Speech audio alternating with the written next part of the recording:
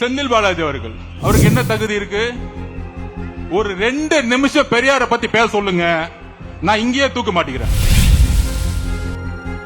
நான் இங்கேயே போயிடுறேன், அரசியல் விட்டே போயிடுறேன். தம்பி, ஒரு சைக்காலஜி தெரிஞ்சுக்குவாங்க. யாரு மிரட்டுறாங்களோ அவங்க தான் பயப்படுறாங்கன்னு அர்த்தம்.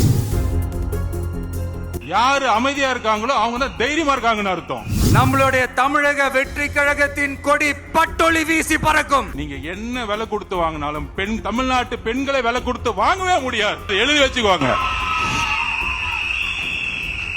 உங்களால் ஒரு பிரஸ் கான்பரன்ஸ் நடத்தி திமுக ஊழல் இல்லாத கட்சி நிமிர்ந்து சொல்ல முடியுமா உங்ககிட்ட? நான் திருப்பி கேட்கிறேன். மதவாதத்தை நாங்கள் எதிர்க்கிறோம் உறுதியாக, இந்தி மொழி திணிப்பை நாங்கள் எதிர்க்கிறோம் உறுதியாக. ஆனால் இன்னைக்கு அண்ணன் திருமாவளவன் அவர்களோ மார்க்சிஸ்ட் கம்யூனிஸ்ட் கட்சி தோழர்களோ ஒரு மேடையில் உட்கார்ந்து இல்லை இல்லை திமுக ஊழல்வாதி கட்சி இல்லை, அண்ணன் செந்தில் பாலாஜி அவர்கள் ஒரு சிறந்த கம்யூனிஸ்ட் தோழர், அண்ணன் செந்தில் பாலாஜி புரட்சியாளர் அம்பேத்கருடைய வாரிசு, நம்ம நேரு அவர்கள் பெரியாருடைய வளர்ப்பு பிள்ளை, சொல்லுங்க தைரியம் இருந்தா. கொள்கையை பத்தி பேசுறீங்க, கொள்கையை அமல்படுத்தக்கூடிய இடத்துல இருக்க யாரு இருக்கீங்க? நான் கேட்கிறேன், கொள்கையை அமல்படுத்த இருக்கக்கூடிய யார் இருக்கீங்க?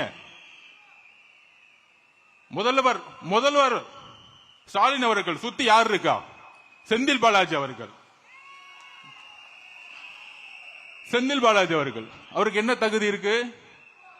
ஒரு 2 நிமிஷம் பெரியார பத்தி பேச சொல்லுங்க, நான் இங்கேயே தூக்க மாட்டேங்கிறேன். நான் இங்கேயே போயிடுறேன், அரசியல் விட்டே போயிடுறேன். ஒரு 2 நிமிஷம் அண்ணன் நேரு புரட்சியாளர் அம்பேத்கர் பத்தி பேச சொல்லுங்க. அண்ணன் துரைமுருகன் அவர்களை ஒரு 2 நிமிஷம் டாஸ் கேபிட்டல் மூலதனத்தை பத்தி பேச சொல்லுங்க பாப்போம். அதாவது நம்மள பார்த்து சொல்றாங்க மிரட்டிட்டாங்க பயந்துட்டாங்கன்னு. தம்பி, ஒரு சைக்காலஜி தெரிஞ்சுக்குவாங்க. யாரு மிரட்டுறாங்களோ அவங்க தான் பயப்படுறாங்கன்னு அர்த்தம். யாரு அமைதியா இருக்காங்களோ அவங்க தான் தைரியமா இருக்காங்கன்னு அர்த்தம்.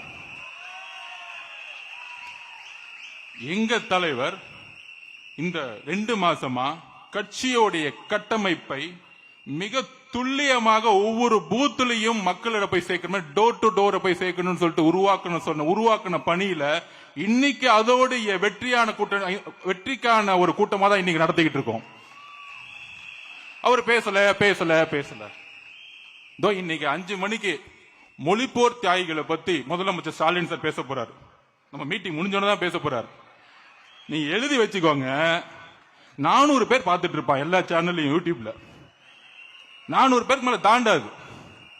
அந்த 400 பேருக்கு ஒரு பெரிய ஐடிவிங்க, அதுக்கு ஒரு மினிஸ்டர், அதுக்கு ஒரு செய்தித்துறை.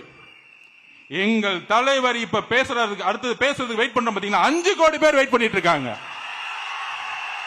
5 கோடி பேர்.